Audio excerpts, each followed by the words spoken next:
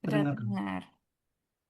Oke, selamat malam semuanya yang terhormat kepada Ibu Mutiara sebagai dosen pengampu dan rekan-rekan semua. Terima kasih atas kehadirannya dalam forum diskusi kelompok di sesi kedua ini. Kami dari grup 3 AK701. Saya Evidia Nukasitrisno bertugas sebagai moderator sekaligus penyampai kesimpulan pada sesi akhir. Sebelum memulai, perlu saya sampaikan bahwa presentasi ini merupakan hasil kerja dari grup 3 yang terdiri dari 11 anggota. Dan topik yang akan kita bahas malam ini adalah analisis likuiditas, solvabilitas, aktivitas, dan secara berurutan oleh para pemateri dari grup 3. Yang pertama, dan contoh rasio likuiditas oleh Melina Peridotunisa. Tiga, materi dan contoh rasio solvabilitas from Budi Herdian. Yang keempat, materi dan contoh rasio aktivitas oleh Muhammad Ihya Ulumuddin. Yang kelima, materi dan contoh rasio profitabilitas oleh Ervi Nur Mubdini. Yang keenam ada kita masuk ke studi kasus dan menjelaskan dikit tentang data utama oleh Yohanes Agung Setiawan. Yang selanjutnya ada studi kasus rasio likuiditas oleh Atitar Aliwa Kahfi. Selanjutnya studi kasus rasio solvabilitas. Yang selanjutnya studi kasus rasio aktivitas oleh Fahrul Editya Nurmudi. Dan studi kasus rasio profitabilitas oleh Amalini Aulia. Dan terakhir akan ditutup oleh saya sendiri. Baik, kita akan mulai masuk ke pemaparan pertama yang akan disampaikan oleh Lina Kamelia yang akan menjelaskan rasio keuangan serta jenis-jenis rasio keuangan. Kepada Lina dipersilahkan. Terima kasih Kak Melina. Mohon izin Ibu Mutiara dan rekan-rekan semuanya. Di sini saya akan menjelaskan mengenai pendahuluan ya terkait dengan pengertian apa itu rasio keuangan. Menurut Harahap 2015, rasio keuangan adalah alat analisis yang digunakan untuk menilai sejauh mana posisi keuangan dan hasil operasi perusahaan dalam periode tertentu.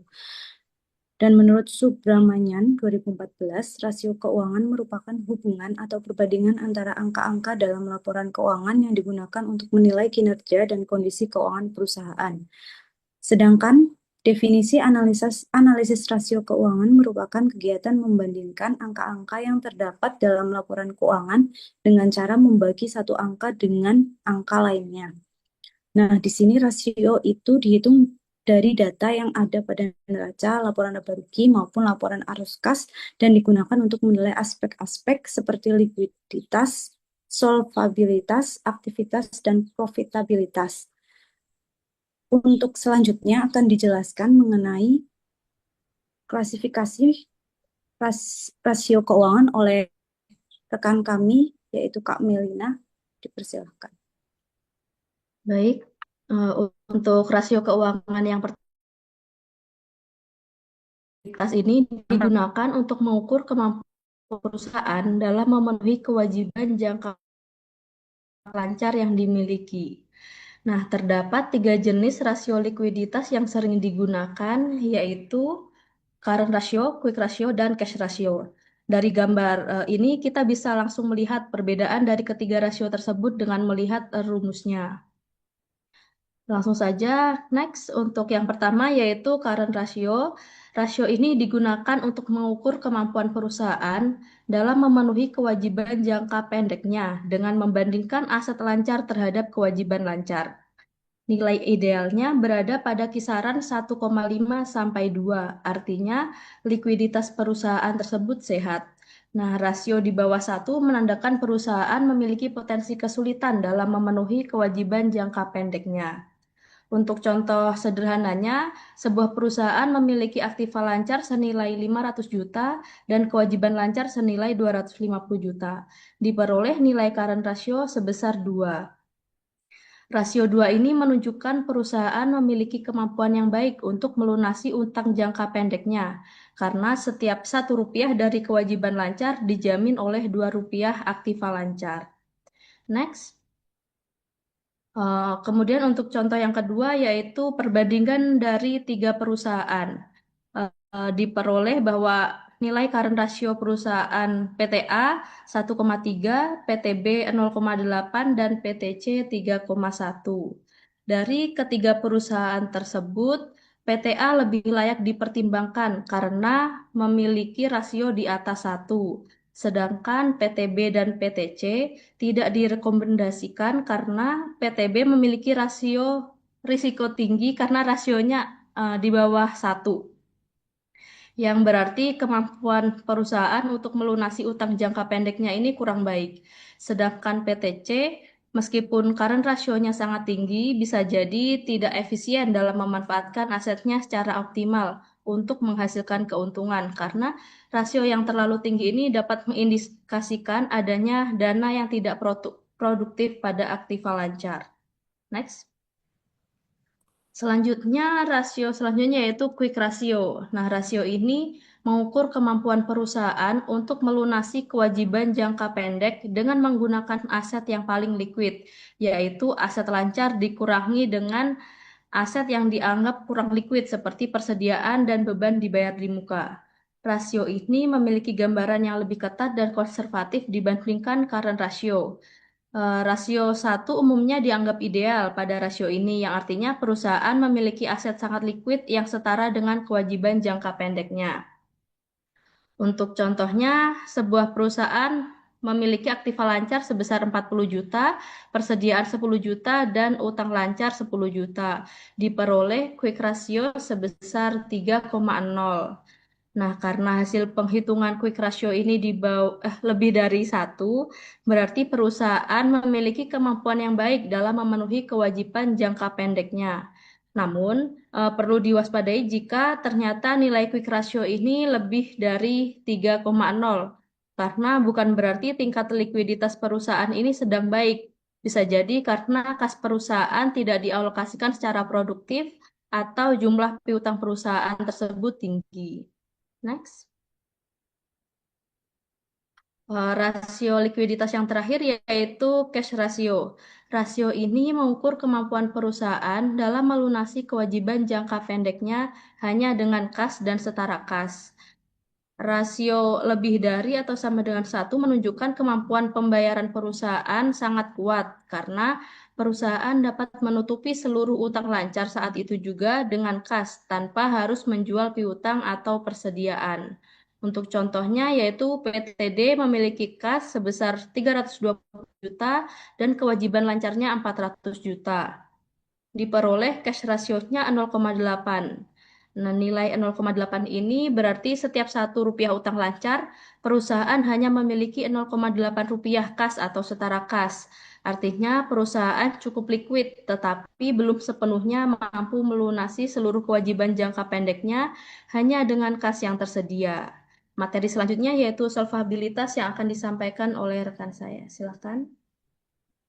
Baik, tadi kita sudah bahas rasio untuk jangka pendek. Gimana kalau jangka panjang?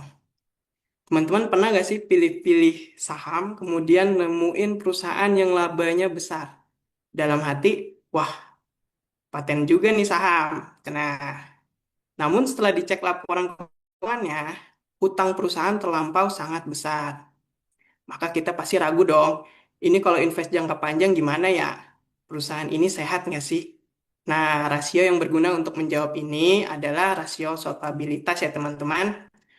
Rasio solvabilitas itu mengukur kemampuan perusahaan untuk memenuhi kewajiban jangka panjangnya, serta menunjukkan struktur keuangan dan risiko penggunaan utang. Rasio ini ada 3, yaitu debt to asset ratio dengan rumus total utang dibagi total aset, debt to equity ratio dengan rumus total utang dibagi total ekuitas, dan yang terakhir yaitu time interest earn, yaitu laba operasi dibagi beban bunga untuk rumusnya. Mungkin kita lanjut ke pembahasan debt to asset ratio ya teman-teman. Jadi rasio ini menunjukkan seberapa besar ketergantungan perusahaan terhadap pendanaan eksternal yang secara langsung mencerminkan resiko kebangkrutan atau kesulitan keuangan jangka panjang. Implikasinya, DAR yang rendah, jadi semakin rendah maka dianggap lebih sehat dan stabil ya, karena mayoritas aset didanai oleh modal sendiri. Ini ada contohnya ya. Jadi ada PTE ini memiliki total utang sebesar 600 juta dan total aset sebesar 1,2 miliar. Seperti yang kita tahu tadi, total utang dibagi total aset adalah rumus dari debt to asset ratio dan DAR-nya itu 0,5 ya. Jadi ini lumayan sehat lah ya. Dia tidak di bawah 0,5, tapi tidak di atas 0,5 juga ya. Jadi sebanyak 50%, intinya ya interpretasinya, perusahaan itu dibiayai oleh utang, sedangkan sisanya oleh modal sendiri. Oke, kita lanjut ke yang selanjutnya yaitu debt to equity ratio. Tadi aset, sekarang ekuitas. Rasio ini menunjukkan seberapa besar aset perusahaan didanai oleh utang dibandingkan dengan modal sendiri, sehingga mencerminkan tingkat leverage dan risiko keuangan. Implikasinya sama seperti debt to asset ratio ya, semakin rendah maka akan semakin baik. Perusahaan dianggap sehat jika DER-nya itu rendah. Nah, di contoh ini kita boleh lihat ya, PTG ini melaporkan total utang sebesar 900 juta dan ekuitasnya 600 juta. Kemudian ditambah lagi perusahaan menambah pinjaman baru 300 juta, berarti total utangnya kan 1,2 M ya.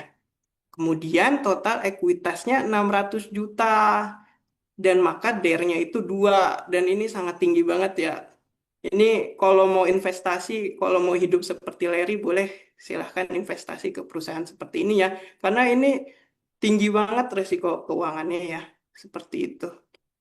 Kemudian kita lanjut ke yang terakhir ya, yaitu rasio time interest earn, yaitu rasio solvabilitas yang mengukur kemampuan perusahaan untuk membayar seluruh beban bunga utangnya menggunakan laba operasional. Rasio ini dihitung dengan membagi laba sebelum bunga dan pajak dengan bunga. Dan hasilnya menunjukkan berapa kali lipat perusahaan mampu menutupi kewajiban bunga tersebut. Implikasinya adalah semakin tinggi nilai TIE, semakin besar margin keamanan. Jadi ini kebalikan dari DAR dan DER tadi ya. Ini semakin tinggi, maka semakin sehat. Seperti itu. Ini ada contohnya ya. PTH punya keuntungan ya sebelum bunga dan pajak yaitu 750 juta. Kemudian ada beban 120 juta dan 80 juta. Maka perhitungannya itu 3,75 TIE-nya. Maka ini lumayan oke lah ya. Karena dia mampu membayar bunga sebanyak 3,75 kali dari laba operasionalnya. Berikut rasio solvabilitas mungkin boleh dilanjutkan oleh Mas Ihye untuk Siap, aktivitas. siap. Terima kasih atas kesempatannya, Mas. Selanjutnya akan kita bahas yaitu rasio aktivitas. Rasio aktivitas ini adalah sebuah rasio atau ukuran yang digunakan untuk melihat seberapa efektif perusahaan memanfaatkan aset yang dimiliki untuk menghasilkan penjualan. Artinya, rasio ini membantu kita memahami apakah aset perusahaan sudah bekerja dengan optimal atau masih belum dimanfaatkan secara maksimal. Pada kesempatan kali ini akan ada tiga rasio yang akan kita bahas, yaitu ada inventory turnover, ada receivable turnover, dan total asset turnover. Baik, next, Kak. Kita masuk ke contoh kasus yang pertama, yaitu contoh kasus untuk inventory turnover. Sebelumnya saya akan mencoba menjelaskan sedikit apa itu inventory turnover. Jadi, rasio inventory turnover ini mengukur seberapa sering perusahaan berhasil menjual dan mengganti seluruh persediaannya dalam satu periode waktu tertentu. Rasio yang tinggi menunjukkan penjualan yang kuat, pengelolaan stok yang efisien, serta rendahnya biaya penyimpan dan risiko keusangan produk. Sebaliknya, rasio yang rendah menandakan adanya masalah seperti lemahnya permintaan pasar atau kelebihan stok yang dapat menyebabkan modal perusahaan tertahan dalam bentuk persediaan, tidak bergerak, dan meningkatkan potensi kerugian. Kita masuk ke contoh kasus, yaitu di sini ada PTD melaporkan nilai HPP sebesar 4,8 miliar selama 1 tahun. Nah, persediaan awal Oke. perusahaan sebesar 600 juta, dan pada akhir tahun persediaan akhir tercatat sebesar 400 juta. Untuk rumusnya sendiri, untuk menghitung inventory turnover adalah harga pokok penjualan dibagi dengan rata-rata persediaan. Menghasilkan inventory turnover pada tahun terkait, yaitu sebesar 9,6. Artinya, inventory turnover sebesar 9,6 berarti perusahaan mampu menjual dan mengganti seluruh persediaannya sebanyak hampir 10 kali dalam 1 tahun atau 1 periode. Hal ini menunjukkan bahwa PTD memiliki tingkat penjualan yang baik serta pengelolaan persediaan yang efisien. Rasio yang tinggi juga menghasilkan rendahnya risiko keusangan, barang, dan biaya penyimpanan yang lebih terkendali. Lanjut, Kak. Selanjutnya, receivable turnover. Receivable turnover ini mengukur seberapa efektif perusahaan dalam menagih dan mengkonversi maksud saya mengkonversi piutang usaha menjadi uang tunai dalam periode tertentu.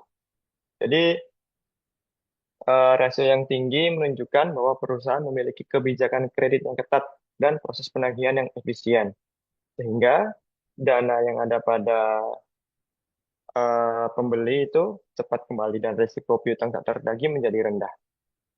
Kemudian untuk contohnya ada PTD melaporkan penjualan kredit sebesar 6 miliar selama 1 tahun. Saldo piutang awal tahun tercatat sebesar 800 juta, sedangkan saldo piutang akhir tahun sebesar 1 miliar. Untuk rumusnya, yaitu penjualan kredit dibagi dengan rata-rata piutang. Untuk receivable turnover ini tidak semua penjualan dimasukkan yang teman-teman. Jadi hanya penjualan secara kredit saja. Untuk penjualan secara tunai tidak perlu dimasukkan atau tidak perlu dihitung dalam rumus ini.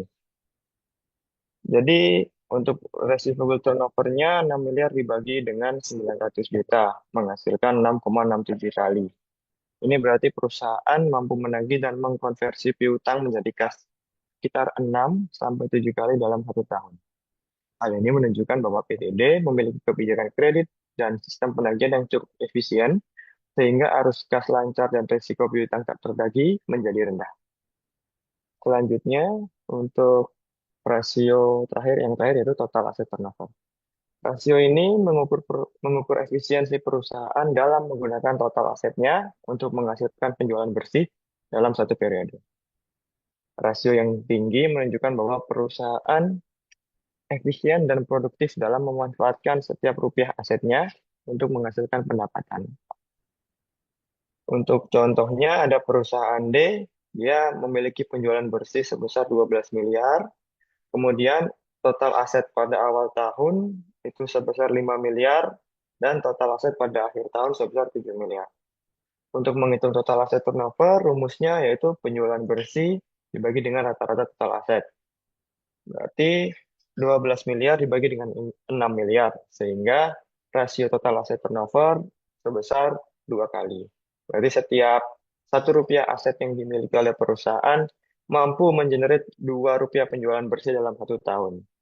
Hal ini menunjukkan bahwa PTD cukup efisien dalam memanfaatkan total asetnya untuk menghasilkan pendapatan. Rasio ini mengindikasikan kinerja operasional yang baik, di mana aset digunakan secara produktif untuk mendukung kegiatan usaha. Selanjutnya akan dijelaskan oleh Kak Evi. Pada Kak Evi, dipersilakan. Terima kasih. Selanjutnya saya akan menjelaskan mengenai rasio profitabilitas. Rasio ini mengukur kemampuan perusahaan untuk menghasilkan keuntungan relatif terhadap faktor-faktor seperti penjualan, aset, dan ekuitas. Rasio yang biasa digunakan itu ialah ada gross profit margin, net profit margin, return on investment, dan return on equity. Selanjutnya, gross profit margin adalah rasio untuk mengukur kemampuan perusahaan dalam menghasilkan laba kotor dari penjualan bersihnya setelah dikurangi harga pokok penjualan dalam suatu periode akuntansi. Rasio ini diperoleh dengan membagi laba kotor dengan penjualan bersih, dan rasio yang tinggi ini menunjukkan bahwa perusahaan efisien dalam mengelola biaya produksinya dan mampu mempertahankan margin keuntungan yang baik yang mampu menjadi indikator kinerja keuangan dan daya saing yang kuat. Contohnya yaitu di sini ada PTX memiliki nilai GPM sebesar 0,35. GPM sebesar 0,35 ini berarti setiap 1 rupiah penjualan bersih menghasilkan 0,35 rupiah laba kotor setelah dikurangi biaya produksi. Nilai ini menunjukkan bahwa PTX cukup efisien dalam mengelola biaya produksinya dan memiliki margin keuntungan yang baik. Rasio yang tinggi seperti ini menandakan kinerja keuangan yang kuat, serta kemampuan perusahaan untuk menjaga daya saing dan profitabilitas di tengah kondisi pasar yang kompetitif. Selanjutnya, untuk net profit margin, rasio ini adalah untuk mengukur kemampuan perusahaan dalam menghasilkan laba bersih dari setiap penjualan bersih yang dilakukan dalam satu periode akuntansi.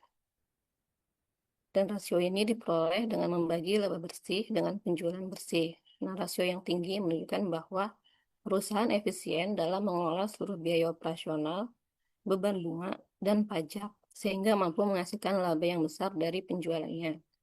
Nah, contohnya di sini ada PTA memiliki NPM sebesar 0,15, yang artinya setiap Rp1 penjualan bersih akan menghasilkan 0,15 laba bersih setelah dikurangi seluruh biaya dan beban. Hal ini menunjukkan bahwa PTA cukup efisien dalam mengelola seluruh biayanya, termasuk biaya operasional, bunga, dan pajak. Rasio ini mendadakkan kinerja keuangan yang baik dan profitabilitas yang tinggi karena perusahaan mampu menghasilkan keuntungan yang bersih yang signifikan dari penjualannya. Selanjutnya, untuk return on investment, rasio ini mengukur kemampuan perusahaan dalam menghasilkan laba bersih dari keseluruhan investasi atau total aset yang dimiliki dalam suatu periode akuntansi. Rasio ini diperoleh dengan membagi laba bersih dengan total aset. ROI yang tinggi menunjukkan bahwa perusahaan efisien dan efektif dalam memanfaatkan asetnya untuk menghasilkan keuntungan. Nah, contohnya di sini ada PTD memiliki nilai ROI sebesar 0,05. ROI sebesar 0,05 ini menunjukkan bahwa setiap Rp1 aset perusahaan hanya menghasilkan 0,05 laba bersih dalam 1 tahun. Dan nilai ini tergolong rendah, yang berarti perusahaan kurang efisien dalam memanfaatkan asetnya untuk menciptakan laba. Selanjutnya, return on equity. Rasio ini mengukur kemampuan perusahaan dalam menghasilkan laba bersih dari ekuitas yang diinvestasikan oleh pemegang saham dalam suatu periode akuntansi. Rasio ini diperoleh dengan membagi laba bersih dengan total ekuitas.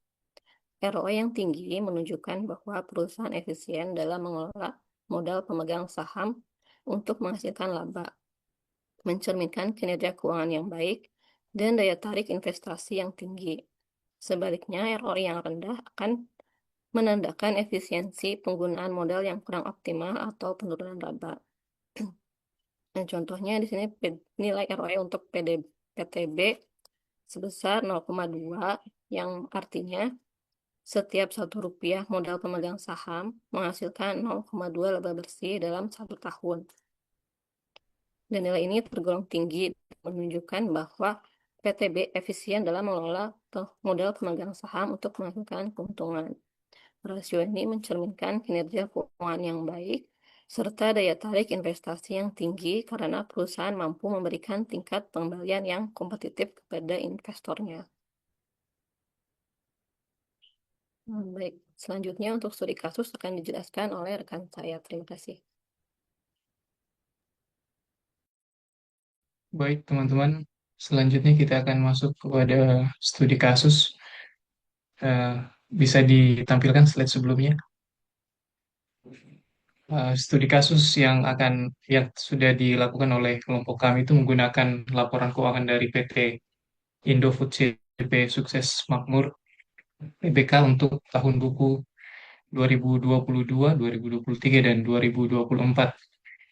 Untuk kita ketahui bersama, PT Indofood ini adalah perusahaan yang memproduksi produk kebutuhan sehari-hari, mulai dari mie instan, produk susu, hingga makanan dan minuman.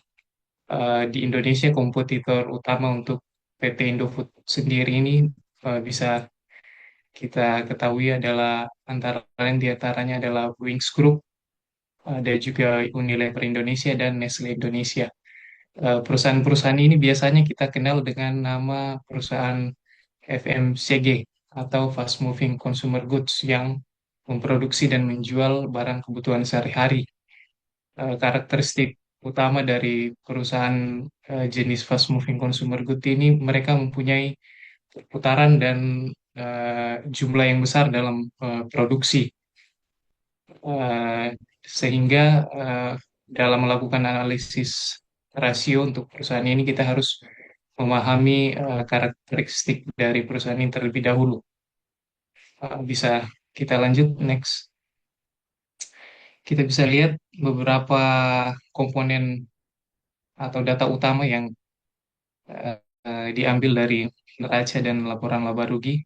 Se- Sekilas bisa kita lihat bahwa laporan keuangan dari PT Indofood ini menunjukkan secara garis besar menunjukkan adanya peningkatan ya dari segi angka.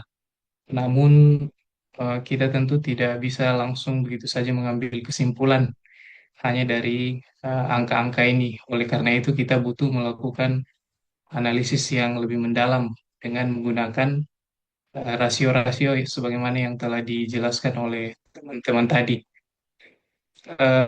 Seperti yang saya jelaskan sebelumnya bahwa untuk eh, menggunakan alat analisa rasio keuangan secara efektif, kita perlu mengetahui terlebih dahulu karakteristik dari perusahaan yang kita ingin analisa.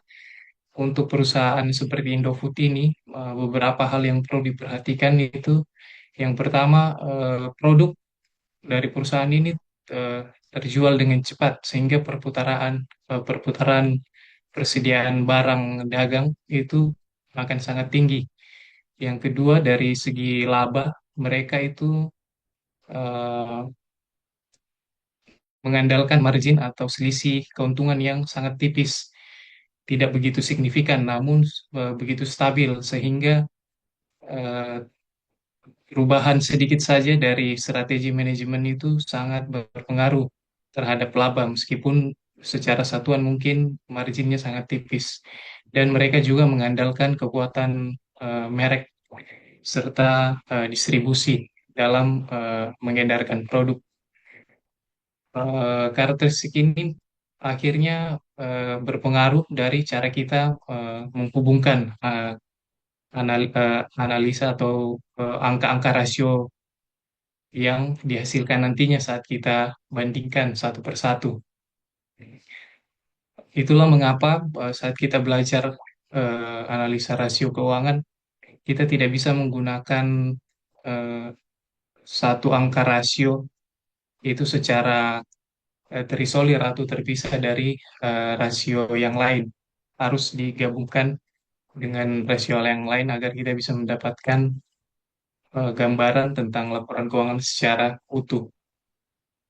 Dan tidak kalah penting yang terakhir, eh, rasio angka rasio keuangan yang dihasilkan dari perusahaan FCMCG ini harus kita bandingkan dengan tren atau benchmark dari industrinya. Itulah mengapa tadi saya sebutkan beberapa kompetitor utama untuk perusahaan ini, karena angka rasio dari perusahaan itu sendiri tidak ada artinya jika tidak kita bandingkan dengan benchmark atau angka acuan dari industri FMCG ini sendiri. Saya kira cukup mengenai pengantar di awal. Untuk selanjutnya bisa dilanjutkan oleh teman-teman untuk membahas analisa rasio dari perusahaan Indofood. Silakan. Baik, terima kasih Kak Yohanes Agung atas overview-nya mengenai perusahaan yang akan dianalisis. Untuk yang pertama, kita akan membahas mengenai rasio likuiditas, di mana rasio likuiditas ini untuk mengecek seberapa liquid perusahaan itu untuk melunasi hutang lancarnya atau hutang jangka pendeknya. Seperti tadi yang dijelaskan bahwa perusahaan ini itu kan perusahaan fast moving consumer goods ya, yang mana inventorinya muternya cepat, persediaannya banyak, otomatis kasnya juga besar untuk memenuhi biaya operasional perusahaan. Sehingga apabila kita lihat di sini, kita mulai dari current rasionya saja itu ada di angka 3 lebih ya. Jadi dia memang sangat liquid dan bisa menutup semua kewajiban jangka pendeknya dengan menggunakan aset lancarnya. Nah, lalu untuk quick ratio, yaitu sebenarnya hampir sama dengan sebelumnya, hanya saja dikurangi persediaan, yang mana di aset lancar ini kan sebenarnya ada beberapa komponen ya seperti kas dan setara kas, terus piutang dan lain-lain yang mana di sini angkanya ada di angka 2,3 lalu 2,9 dan naik ke 3,4. Nah, dari angka ini menunjukkan bahwa perusahaan mampu melunasi kewajiban tanpa bergantung pada penjualan persediaan. Jadi, eh, melunasi hutang lancarnya. Rasio kan kas atau aset yang paling liquid di perusahaannya dibandingkan dengan hutang jangka pendeknya, di mana di sini kasnya mengalami peningkatan dibandingkan dengan hutang lancarnya ditunjukkan dengan rasio yang terus meningkat. Nah, interpretasinya adalah perusahaan ini bisa melunasi hutang jangka pendeknya dengan mudah karena rasionya lebih dari satu. Nah, kurang lebih seperti itu untuk analisis mengenai rasio likuiditas karena pada intinya kita di rasio ini melihat bagaimana kemampuan sebuah perusahaan itu untuk melunasi hutang jangka pendeknya dengan menggunakan aset lancarnya. Untuk selanjutnya akan dijelaskan mengenai rasio solvabilitas oleh rekan saya. Baik, terima kasih. Izin melanjutkan Ibu dan teman-teman. Kalau tadi Kak Atitar sudah membahas terkait dengan bagaimana cara kita mengukur perusahaan dalam melunasi hutang-hutang jangka pendeknya, sekarang kita berlanjut ke rasio solvabilitas. Nah, kalau rasio solvabilitas ini kita bakal mengukur bagaimana kemampuan perusahaan untuk menyelesaikan utang-utang jangka panjangnya secara umum atau secara khusus gitu ya. Dan bagaimana proporsi perusahaan dalam memilih pendanaannya, apakah menggunakan mekanisme utang atau menggunakan mekanisme modal. Karena baik dia memilih utang ataupun memilih modal itu masing-masing punya dampaknya sendiri, punya kelebihan dan punya kekurangannya masing-masing gitu ya. Nah, untuk rasio solvabilitas ini sendiri seperti tadi di materi juga sudah kami jelaskan, itu bisa kita ukur dengan menggunakan ukuran debt to asset ratio atau DAR, debt to equity ratio atau DER, tapi berikutnya bukan DOR ya, tapi long term debt to equity ratio. Nah, memang ini di materi tidak ada tadi kami sampaikan tentang long term debt to equity ratio karena sebenarnya ini hanya lanjutan dari DER saja. Dimana kalau DER itu kita fokusnya ke total hutang, tapi kalau long term debt to equity ratio ini kita memfokuskan ke hutang jangka panjang aja yang kita bagikan dengan total ekuitasnya. Dan nanti terakhir ada TIE atau time interest earn yang tadi secara definisi sudah dijelaskan oleh rekan-rekan saya sebelumnya. Rumusnya juga sudah tertera di salin dia dan untuk perhitungannya ini semua datanya berasal dari data utama yang tadi sudah disampaikan oleh rekan saya dan dari angkanya juga sudah bisa teman-teman langsung baca. Nah, berikutnya kita masuk ke masing-masing ukuran. Pertama untuk debt to asset ratio atau DAR. Angka ini Oke, angka ini mengukur persentase aset yang dibiayai oleh utang. Jadi dengan menghitung darnya, kita bisa tahu nih berapa banyak aset perusahaan yang diambil uangnya atau yang dibiayai dari utang atau menerbitkan utang, gitu ya. Di sini tidak peduli utang jangka pendek, jangka panjang, karena kita menggunakan skala total utang. Dari 2022, 2023, dan 2024, kita bisa melihat bahwa angka ini cenderung menurun. Dari 50% turun ke 48% hingga 47%. Nilai DAR yang semakin menurun ini teman-teman artinya bahwa perusahaan ini pendanaannya semakin sehat. Kenapa? Karena seperti tadi saya bilang, kalau perusahaan ini terlalu banyak utangnya, ini akan beresiko ke satu gagal bayar, gitu ya. Jadi dengan adanya peningkatan aset yang tidak dibarengi dengan peningkatan utang yang cenderung signifikan, gitu, artinya asetnya meningkat tapi tidak sejalan dengan peningkatan total utangnya. Ini artinya bahwa ada peningkatan aset yang tidak berasal dari utang. Berarti perusahaan menggunakan modalnya sendiri untuk membeli aset tersebut, untuk melakukan bisa jadi ekspansi bisnis dan lain sebagainya gitu ya. Ini akan membuat perusahaan ini semakin sehat secara keuangan. Lanjut. Nah, kalau tadi kita membandingkan antara utang dengan asetnya, sekarang kita membandingkan antara debt dengan equity-nya. Sekali lagi, debt yang kita gunakan di sini adalah total utang ya, untuk utang jangka panjang dan utang jangka pendek. Ini kita akan membagi total utang dengan total ekuitasnya. Kalau nilai DER-nya tinggi, ini akan menunjukkan bahwa perusahaan ini ketergantungan untuk ngutang. Karena seperti yang tadi sebelumnya sudah kami jelaskan, kalau perusahaan itu ingin melakukan financing, ingin melakukan pendanaan, misal dia mau melakukan ekspansi bisnis dan lain sebagainya yang butuh modal, itu dia bisa memilih salah satu dari dua skema, bisa utang atau bisa modal. Masing-masing punya keuntungan dan kelemahan masing-masing. Kalau dia memilih untuk utang, maka perusahaan harus siap-siap untuk menyiapkan pembayaran untuk bunga utangnya dan pembayaran pokok di akhir periode. Sedangkan kalau perusahaan memilih skema modal, maka berarti perusahaan harus siap untuk membayar dividen ke pemegang saham gitu ya. Masing-masing punya positif negatifnya. Nah, untuk angka DER dari perusahaan ini sendiri di 2022, 23 dan 24 juga mengalami penurunan, teman-teman. Artinya utang perusahaan ini tidak dibarengi peningkatannya dengan peningkatan modal. Artinya modal perusahaan meningkat, utangnya pun meningkat, tapi peningkatan utangnya tidak sejalan dengan peningkatan modalnya. Ini menunjukkan bahwa perusahaan ini semakin sehat karena dia semakin bergantung kepada modalnya. Utangnya mulai dia kurangin gitu ya. Di mana nilai DER-nya itu selalu di bawah 2 gitu ya, mulai dari 1 ke 0,92 sampai ke 0,88. Nah, ada satu poin yang perlu kita ketahui bahwa untuk rasio DER ini sendiri, perusahaan perlu mempertimbangkan aspek terkait ketentuan pengurangan biaya fiskal untuk biaya pinjaman, di mana untuk peraturan perpajakan di Indonesia itu ada di PMK 169 tahun 2015, ditetapkan batasan maksimum untuk pengurangan biaya bunga itu sebesar DER 4:1. Artinya perusahaan itu diwajibkan untuk menekan utangnya jangan sampai di atas 4 nilai DER-nya. Karena kalau nilai DER-nya sudah di atas 4:1, kalaupun nanti utangnya dipakai untuk kegiatan operasional, ya untuk mendapatkan penghasilan, tapi itu nanti tidak bisa dikurangkan sebagai biaya fiskal gitu ya. Dan kalau kita lihat dari perusahaan ini, maka perusahaan ini masih bisa mengurangkan semua biaya pinjamannya. Dan itu juga menjadi keuntungan kalau perusahaan memilih berutang, karena itu akan mengurangkan biaya pajak di akhir tahun. Lanjut.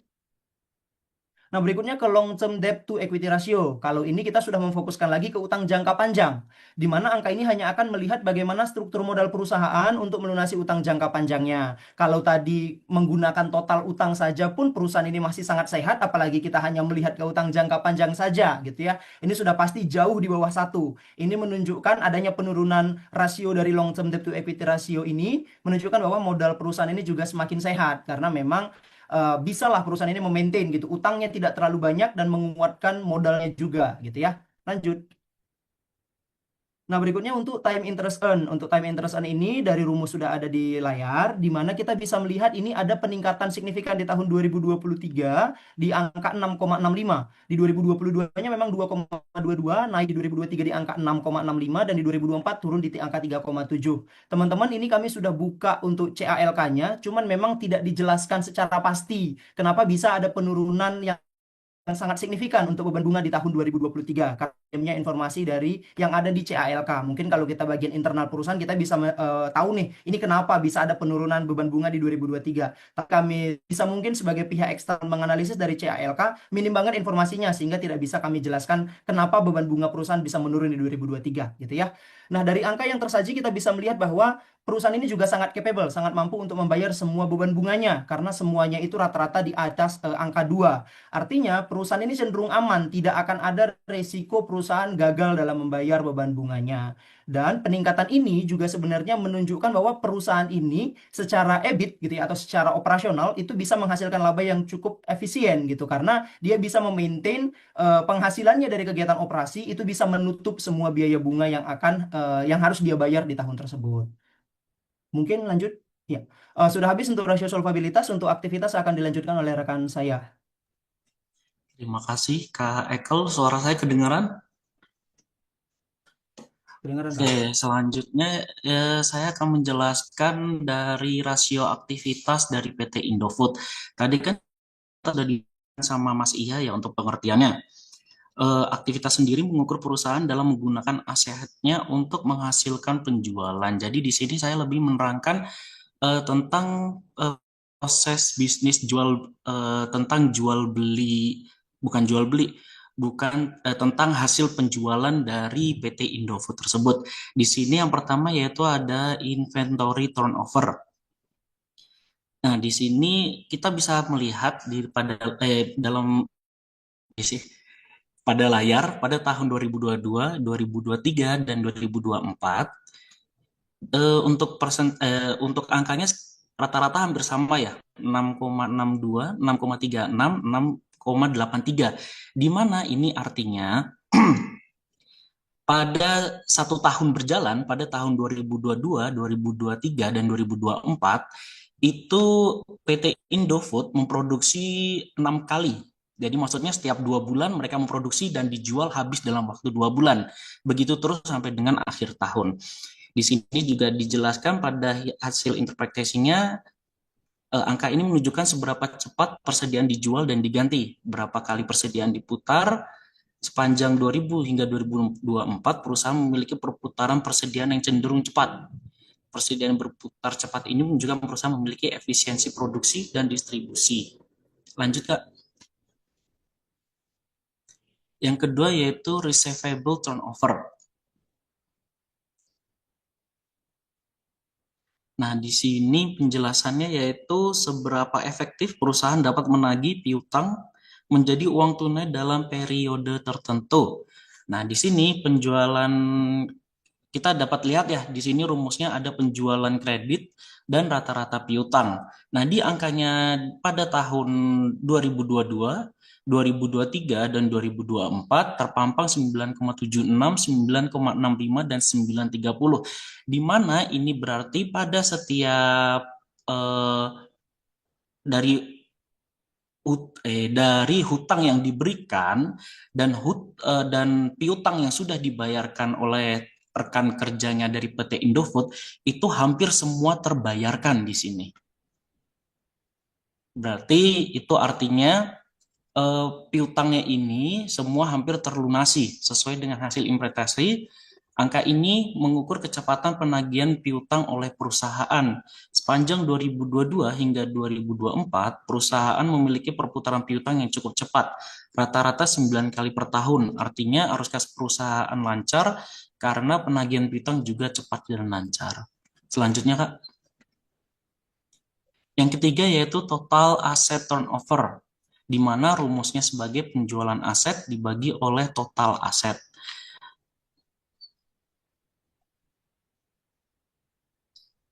Nah, di sini angkanya kecil ya kalau kita lihat 0,56, 0,57 dan 0,58. Di sini untuk angka terbaiknya sebenarnya yaitu kalau bisa dibilang pengen yang paling bagus banget seperti yang dibilang Mas Budi tadi itu sebenarnya bisa di angka 0,00 tapi itu kayaknya tidak mungkin.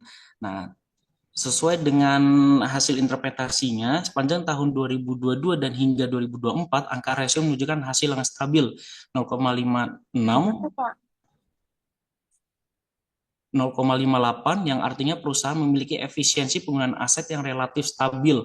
Aset perusahaan digunakan optimal untuk menghasilkan penjualan. Lanjut, Kak.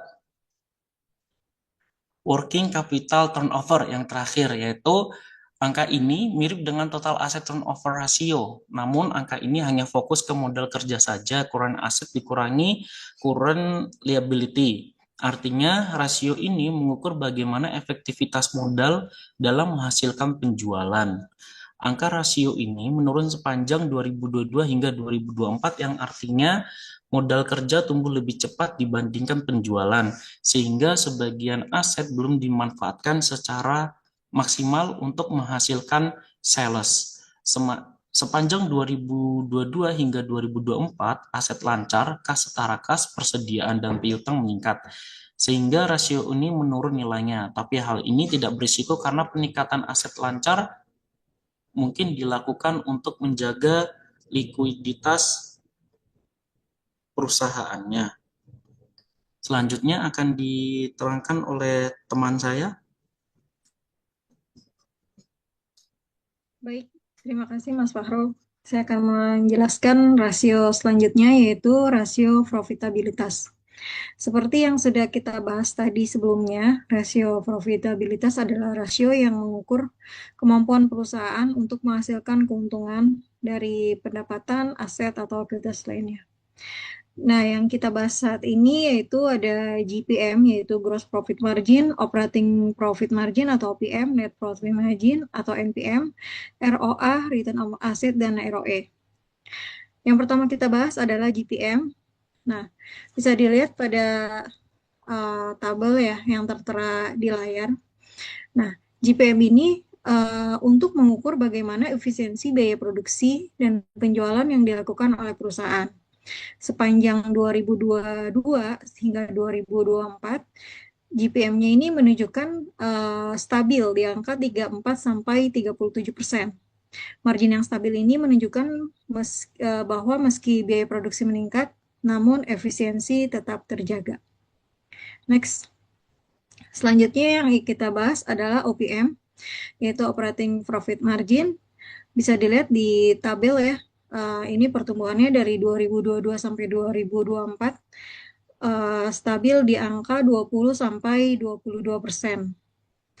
Angka ini menggambarkan kemampuan operasi utama perusahaan dalam menghasilkan laba. Angka yang stabil ini menunjukkan kendali kuat perusahaan dalam menjaga biaya produksi, overhead, dan distribusi. Angka ini juga sangat baik jika dibandingkan dengan rata-rata OPM di sektor consumer good Indonesia, yaitu yang rata-rata di 10 sampai 12%. Yang selanjutnya kita bahas adalah NPM. Next. Nah, NPM ini menunjukkan presentasi laba bersih yang diterima perusahaan dari setiap penjualan. Bisa dilihat dari tabel, angka NPM-nya terus meningkat dari 2022 hingga 2024 dari 9 dan 12%. Artinya menunjukkan profitabilitas bersih perusahaan meningkat, yang artinya perusahaan berhasil menjaga efisiensi beban operasional dengan baik. Selanjutnya yang kita bahas adalah ROA atau Return on Asset. Angka ini mengukur bagaimana efisiensi penggunaan aset yang dilakukan oleh perusahaan dalam menghasilkan laba. Nah, bisa dilihat di tabel sepanjang dari 2022 sampai 2024, ROA perusahaan meningkat dari 5 hingga ke 7%. Artinya, efektivitas penggunaan aset dalam menghasilkan laba oleh perusahaan meningkat sepanjang 2022 sampai 2024. Dan selanjutnya akan kita bahas mengenai ROE, yaitu Return on Equity. Angka ini menunjukkan tingkat pengembalian bagi pemegang saham. Nah, dari 2022 sampai 2024, ini angkanya juga cukup stabil ya, di angka 10 hingga 14%. Artinya, perusahaan konsisten memberikan imbal hasil yang tinggi bagi pemegang saham sepanjang 2022 sampai 2024. Nah, selanjutnya akan disampaikan oleh Teh Evi ya. Silakan Kak Evi. Baik, selanjutnya saya akan menyampaikan kesimpulan umum dan dari rangkaian materi dan studi kasus yang telah dibahas sebelumnya. Pertama ada analisis likuiditas, di mana Indofood terus meningkat dari 2022 hingga 2024. Jadi, hasil dari menjaga kas dan aset lancar dalam kondisi sangat sehat dan mampu memenuhi kewajiban jangka pendek tanpa kesulitan. Dan selanjutnya, berdasarkan analisis solvabilitas, Indofood memiliki struktur modal yang konservatif dengan rasio utang yang terus menurun. Dan ini menandakan risiko finansial rendah dan kemampuan perusahaan membayar utang jangka panjang tetap kuat. Next. Berdasarkan analisis aktivitas, Indofood menunjukkan kinerja operasional efisien dan stabil, dan berhasil menjaga rotasi aset, piutang, dan persediaan dengan baik, mencerminkan pengelolaan modal kerja yang efektif. Dan terakhir, berdasarkan analisis profitabilitas, Indofood terus stabil dan kuat, dan berhasil menjaga efisiensi biaya dan memaksimalkan penjualan sepanjang 2022 hingga 2024, serta berhasil menjaga laba bersih yang meningkat sepanjang tahun tersebut. Dan secara kesimpulan utamanya, Indofood memiliki kinerja keuangan yang sangat sehat, risiko keuangan rendah, operasi efisien, dan profitabilitas kuat sepanjang 2022 hingga 2024. Baik, terima kasih kepada seluruh pemateri atas pemaparan dan dengan berakhirnya sesi presentasi, kini kita memasuki sesi diskusi dan tanya jawab. Baik, terima kasih. Selamat malam semuanya. Apakah terdengar? Terdengar, Mbak.